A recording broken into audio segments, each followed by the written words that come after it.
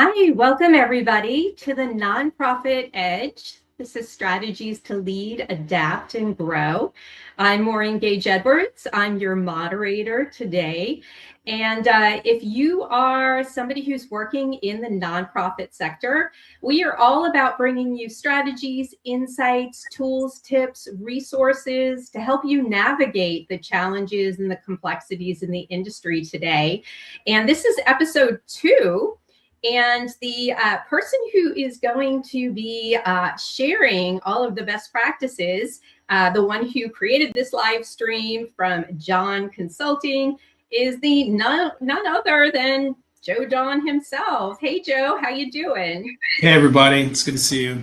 It's good to see you too, Maureen. Yeah, good to see you too. Very excited. We had our kickoff episode last week. We're back with episode 2. So we have probably one of the most important topics today. It's all about dues. It's all about revenue. It's all about, bringing in money for an organization so that they can grow. So our topic is from dues decline, right, to getting up and getting demand, rebuilding that member value in a very noisy world. And you have some amazing insight on how to help these nonprofits out there. So we're going to take about 30 minutes. We're going to talk about how we can help people navigate through this. If you have questions, this is interactive. Go ahead and put them in the chat. This is a live opportunity to ask your questions to Joe. Put your comments in there as well. We have a lot of people who had some comments on our page that were really good. Great insight. So please go ahead, put that in the comments. So, let's kick off. I think the first one is, people are like, oh, it's the economy. People are busy. They're getting stuff from here, there, and everywhere. And so I guess my question for you is, what really are the nonprofits struggling with? Like, where is the decline really coming from, in your opinion? Well, yeah, that's a great question. And I think, I've been in the nonprofit sector now for almost 25 years, and I've really come to love it. And it's just kind of unique. And so, but I think there's just a lot of challenges that they're facing today. It's a new world. I think low engagement. I think if you're seeing engagement dropping, that's a sign that there's some trouble ahead. You should look to address it. I think also too mission drift. As founders, retire. The people that replace maybe kind of lose the original purpose and the focus. And I think it's important that even though you want to adapt and change, that you make sure you stay true to the original mission. Don't follow trends. Just kind of stick with your true mission. And obviously, find ways to improve it and do better outreach. There's the saying, "Low pay, make do," which is it's an interesting saying that I've heard in the industry where, traditionally nonprofit staff are paid a little less than the public sector and private sector as well. And now they make up for it with larger offices and more vacation time, but and so what they do is they want to get resources a little bit less than other industries, and then kind of make do with the technology and the resources that they have. And I think that low pay make do is just not really working today. I think the wage gap is shrinking, where nonprofits have very complex processes. You need highly adaptable, intelligent people, and so I think it makes sense to leverage technology. There's also tech savvy competition. It's a competitive world. Pretty much every nonprofit out there has other nonprofit competitors, and nonprofits are also in some ways, competing with, private companies, public sector. So it's more competitive. There's definitely been some demographic cultural shifts that have been out there. And so, we talked a little bit about Gen Z, but that's something that you want to be aware of and start adapting to those. I think that part of what speaks to that cultural shift is kind of a distrust of legacy institutions. So organizations that maybe 30 years ago just had automatic trust, now you kind of have to earn it a little bit more. And I think the last thing is marketing fatigue. A lot of organizations will say, oh, if our numbers are down, let's just send more emails. And I think you have to be careful. There's a limit. You got to make sure you don't overdo it, and you want to make sure that your marketing system's intelligent, so that if somebody, for instance, a renewal, if somebody pays, don't send them a renewal if they've already paid. You got to make sure that only market when appropriate with limits, and don't send mistake marketing as well. So, but those are kind of some things that kind of jump out at me. So what's jumping out at me is, I guess, be more thoughtful with the engagement. So like you said, with email, like target it, with what they want to hear, target with what is relevant and would resonate with them, instead of just everybody gets the same thing that means nothing. So again, that engagement is going to be down. It sounds like they have, I mean, nonprofits have always paid less than most, but because people believed in the mission, they have said, I'll take less pay because I believe in this. It sounds like people aren't necessarily believing in things as much anymore. They need to be, more dedicated to it, more like the Gen Zs need to be more convinced that there is a trust value. So it seems like their value prop needs to be more powerful, and that membership model needs to have a stronger value prop. So have you any things that when you come in, do you diagnose like maybe 2 or 3 things that can help with the value prop? Well, I think the first thing you would want to look at is, are they measuring engagement? Engagement's very important. And, everyone knows, all the research shows that, when we measure, when engagement drops, your chance of losing members is definitely increases. So, I want to make sure that there is engagement metrics systems in place, so you can actually measure who's engaged and who isn't engaged, and react accordingly. I also think that, are there marketing campaigns set up? Are you able to track what works and what doesn't work? Do you have marketing campaigns defined?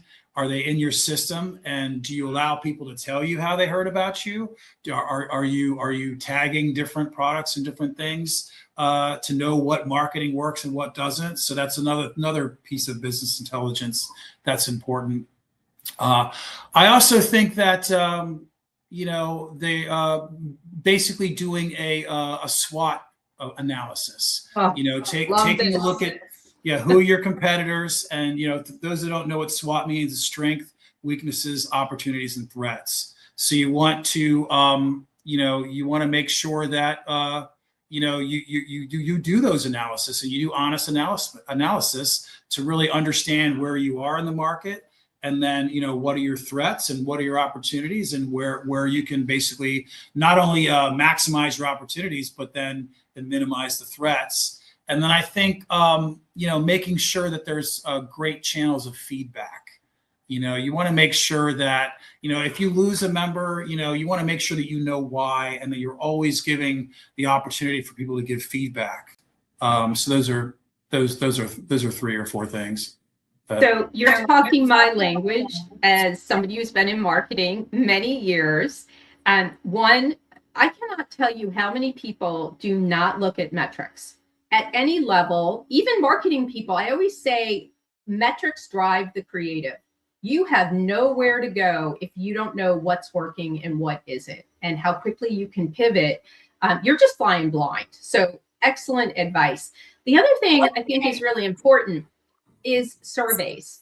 But the problem is people don't want to fill them out.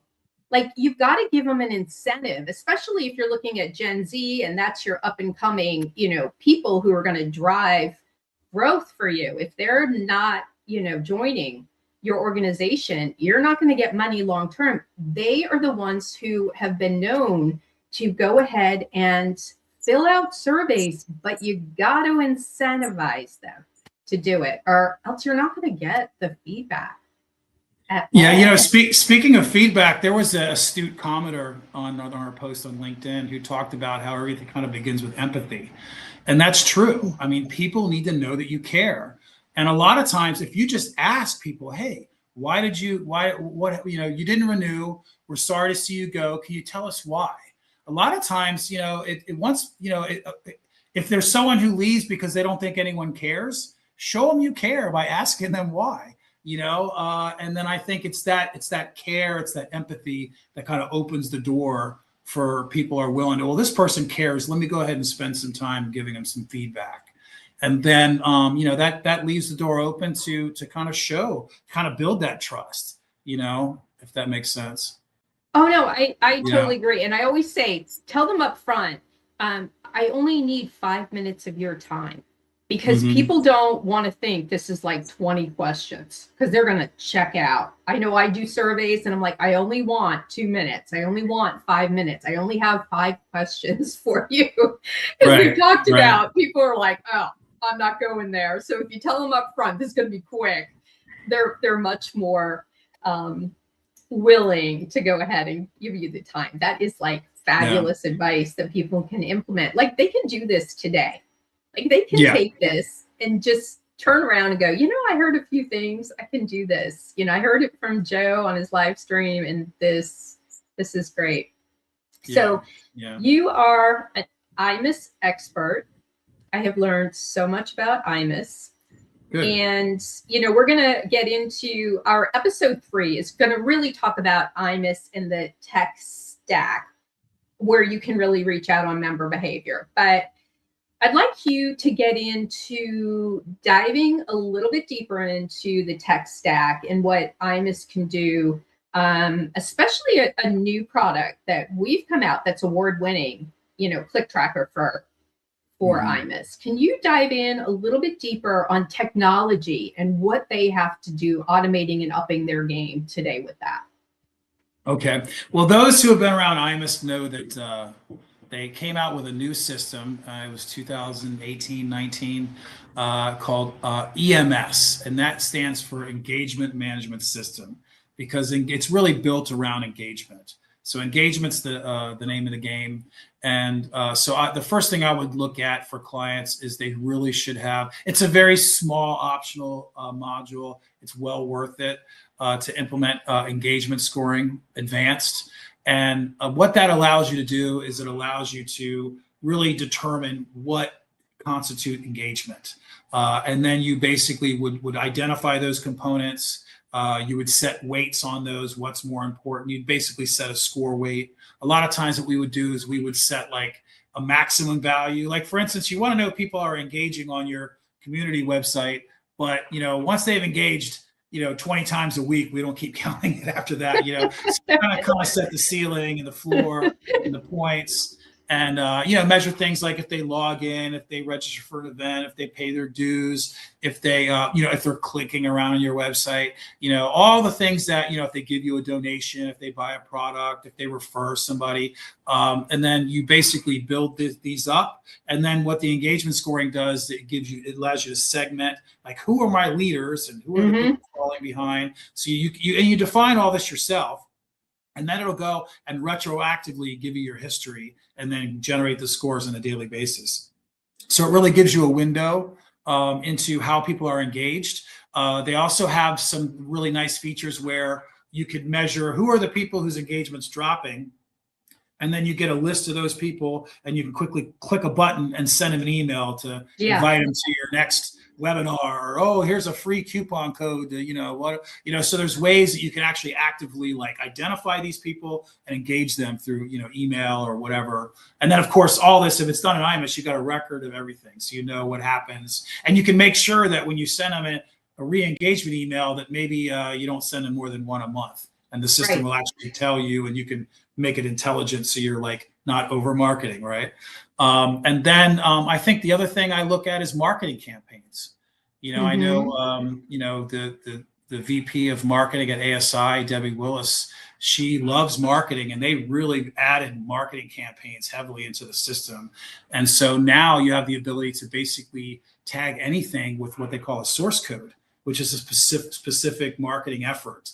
And so you can define your campaigns, which can be, last forever or be segmented. Usually a lot of times a campaign would be like a forever thing. This is our campaign. And then you've got, appeals, which would be like an annual appeal. And then you have your solicitations, which is like grouping of outreach. And then the source codes of the individual outreach. So define all that, put it in the system, and then you can tag anything with it. You just throw the source code in the URL, and then bam, it's tagged with that source code. And now you know that all these products that were purchased came from this marketing campaign because the source code was in the URL. You see, Yeah. so that's all there that a lot of clients aren't aware of. And it's just kind of low-hanging fruit to kind of measure, like, what's working, what isn't. And then I think you mentioned Click Tracker.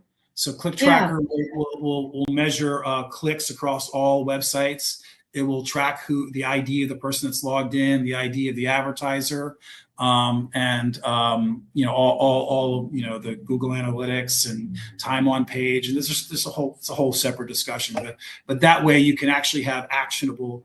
You can see where people are engaging with your website. You could share it directly with your advertisers. And then I think leveraging AI. I don't know if I mentioned this to you. We've been talking to one of the leading resellers who's built an AI platform, Keith Stout, and his actually won an award as well. And we're looking to use, maybe if it works, we could use his AI as middleware to basically take the click data, the metadata from clicks, and build actionable insights with AI. But AI is here. There's products out there. AI is a force multiplier. Again, you're hiring technological staff who are good at it. You're paying them a little more. They leverage technology to do all that work and build this information so they can operate at a high level. And then the last thing I want to mention on this, as far as how to use IMUS, is use IMUS. Make sure you're tracking your sales opportunities. You can extend IMUS. We've got an IMUS extension called the Opportunity Management System. And basically it's its own website portal where you can define opportunities, build your sales pipeline, and kind of, and basically track your sales, track your opportunities, track your wins, do follow-ups. It's all part of IMUS. And, that's something that I think that's very valuable to be able to really organize, get away from spreadsheets, put it into a central, put it into your source of truth IMUS. So, yeah.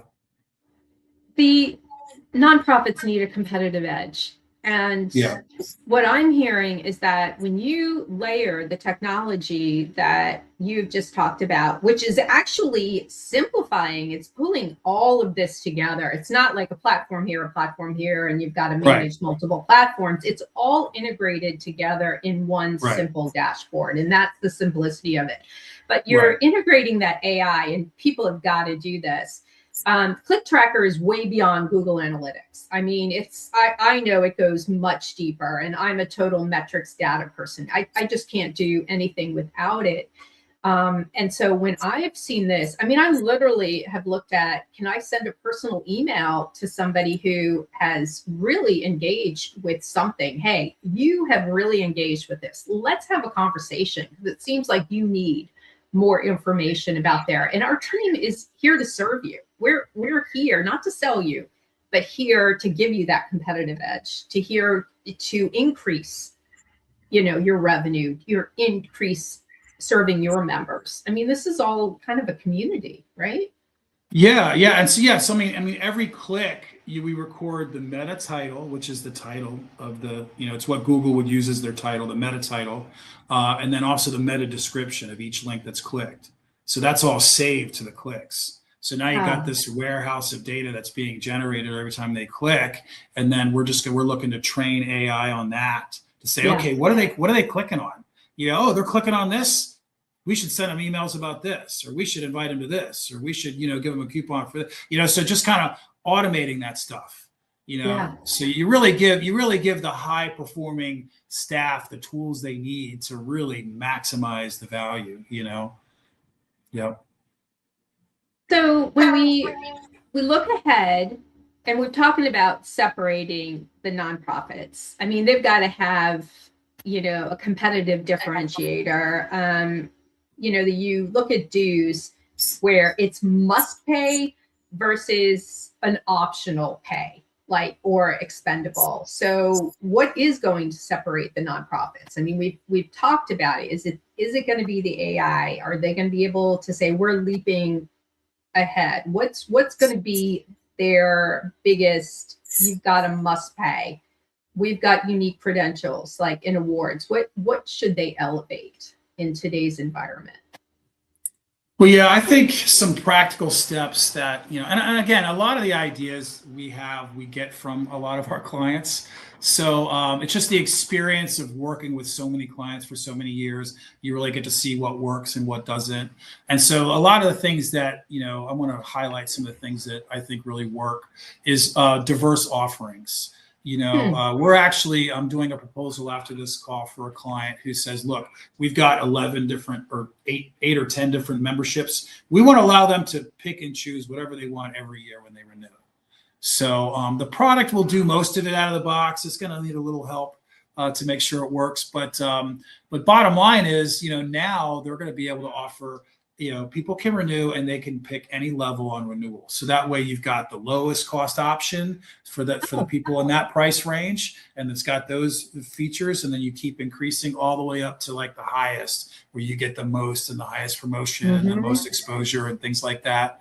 So diverse offerings is great, and IMUS can be configured to do it more or less out of the box. There's also a win-back program. We've been doing a lot of these, and a win-back program is basically, it's all automated. So basically, once someone falls a certain amount behind, they automatically are added to a win-back group, and then they're presented with, hey, we're sorry you're gone, we want you back, and then we'll give you a 25% discount or 20, whatever the discount is. And they come in, they say, I accept the win-back, and then accepting that win-back then qualifies them for a membership, and they can re-up their membership at a discount. So it's kind of a way of giving members who have left a chance to come back. It shows you care. And, maybe some people, money's a little tight, or a lot of times people don't renew because they're between jobs or whatever. So you just want to make sure you give people every opportunity to renew. I think what's really hot is micro certifications. Nonprofits have the a micro certification is like a certification that's for a very specific industry. Like for IMUS, I'm a CIP. I'm a certified IMUS professional. We've got our interns right now doing training to become a certified IMUS user. That's a micro. IMUS, ASI makes IMUS. They control, it's their community. They can offer credentials on their community. So almost every nonprofit out there, they're a leader in their industry. They've got the authority to issue certifications relevant to their industry. They should do it. These are the kind of things that Gen Z are looking for. They want to build their career. They want to be able to earn credentials that show that, to differentiate themselves. There's volunteer opportunities. Ask for articles, and then when people do the article, then you put the article on your, you review it, make sure, it passes muster. Then you put it up on your website, and then you put it on their profile. So now every time someone writes an article, it's like, oh, look at this person's published articles they've done. So they get value from it. And then you're getting value too, because you're getting articles from experts. You can also do mentorship. A lot of senior folks like myself, older guys are looking to, share a little bit of knowledge with younger people, and younger people are definitely they're looking for that advice. They're looking to network with some senior people to help them meet the right folks. These are things that add value. I think job boards, with IMUS is extendable. You can build job boards out of the box. We got half a dozen I can show you. So you could basically extend IMUS to offer a job board. It can be a revenue generator, or it could be a very helpful value add for membership. And it's a way to attract more, younger people looking for work to your website. And then the last thing I want to mention would be like vendor or sponsor memberships. So, obviously, you've got members who are experts in a field like the National Academy of Auto Law Attorneys. You got vendors who want to sell to them specifically. Or the Transportation Intermediaries Association. There's a bunch of vendors who have software, services, products. They want to sell to them. So you offer those vendors and sponsors a membership package. And that way you kind of package up their sponsorship benefits, and it kind of makes them more part of the community. They're going to be more likely to attend your conferences and be more involved. So you're kind of taking the sponsorship and vendors and packaging them up into a membership. And again, offer many different levels depending on their, level of interest or their budget. So that, yeah, those are, I know there's a lot there, but my those gosh, are, there was so much there. I'm gonna have to clip this because okay. I think you gave so much incredible information. One thing that I really love is the value-based pricing. We use that a lot in the business world because you're meeting them where they're at, where they can afford and what they get out of that. They decide where they want to go with that. I think that's amazing. When people sell tickets to an event, you either get the VIP package because those are the things you want, or you get the one you can afford, 99 or 199. I think that's fabulous. Yeah, you don't want to lose a customer on price. Nope. And then you don't want to leave money off the table if they want the extra items. So you always give them both. Yep. I think that's great. Mm-hmm. So final question, this 30 minutes, does it fly or what? So, share a client example in which they're, implementing maybe a few steps to increase dues revenue in their membership. Yeah, I think the client that really stands out to me in the recent years is the Transportation Intermediaries Association. Mm-hmm. They're really a great client. We just did a live stream with ASI last week with them, and with Paul. Paul's one of our main contacts there, and they are really doing a lot. If people go to tianet.org, you can see that website. That's an IMUS website. And it's just loaded with features, and it's really using the product to its fullest extent. And a lot of these things I'm talking about, they do themselves. They have an opportunity management system. They have a system where they can track all their leads. And if you look at the ASI live stream, we kind of got into that, where you could see different screens where they're basically, they have their sales pipeline tracked. They've got their lists of lead all coming from IMUS. They've got all the dashboards set up to show, what are our wins in the last year, the last week, where are our opportunities, what's our pipeline look like, what are our sales by division, by product. This is something that's built entirely out of the box with IMUS. It really speaks to the extendability of IMUS that you can just build a system like this without any there's no custom software. It's just straight up IMUS. They also offer associate membership. So associate members are basically vendors who are looking to sell to their regular members, and so they package that up into associate members. And those associate members have basically, there's different levels of sponsorship included in their membership. So that kind of gives them a steady revenue stream from sponsors, and then those sponsors then will get more value for their dollar, because by committing to an annual membership, it's just something that they can kind of probably get more sponsorships than if they did it piecemeal. I think also engagement scoring. We recently redid their engagement scoring, and with engagement scoring, it doesn't have to be one. You can build as many engagement scores as you want. So you could have engagement scoring for individuals, for organizations. You could have engagement scorings that are optimized for donors, for the biggest spend. You can build as many engagement scoring systems as you need. It's unlimited. They also have they're using online marketing, so we're in the process of redoing that as well, so they can kind of we do email marketing. Let's throw the source code and the URL so we know that this is how they heard about it. So you kind of measure like what's effective. They offer they've got online directories for associates and for members, and then they sell optional promotional. So hey, you want to be an associate member? Great. Here's an optional item that'll push you to the top of that list and put a border around there and give more details, show your logo. So there's like optional ways if they want to spend more, they can get a better benefit. And then of course they're using Click Tracker. And so Click Tracker, and then their online. I meant to mention their online marketplace. They have an online marketplace that their premium sponsors pay extra for, and then it's a self-service portal that they upload up to 45 data points to IMUS, and then it automatically just pushes their logo, and it's like a whole platform that their sponsors can control. And as long as they pay for it, it automatically pushes it out, and it automatically tracks every click as well. So I think those who want to go to that website, check out the TIA's marketplace is great. But yeah, Great. that's a great example. I love Great. TIA. They're awesome. Good. Yeah. Well, we're at our 30-minute mark. You dropped so many like aha moments here. I cannot imagine the people who have tuned in and the people who are going to be watching this replay. You'll be writing notes.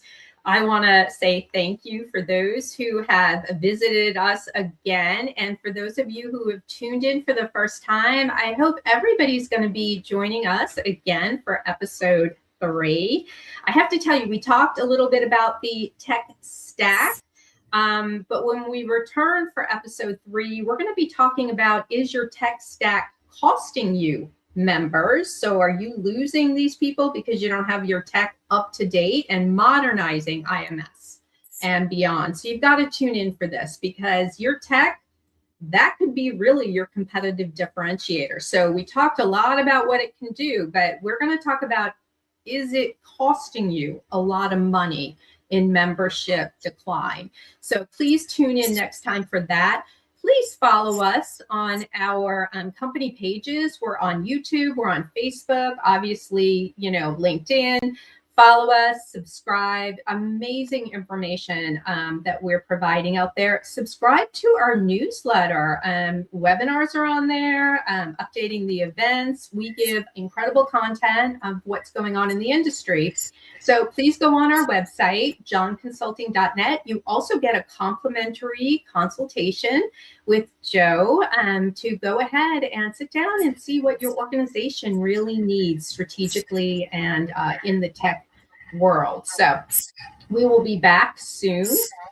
Thank you so much, everybody. We will see you again.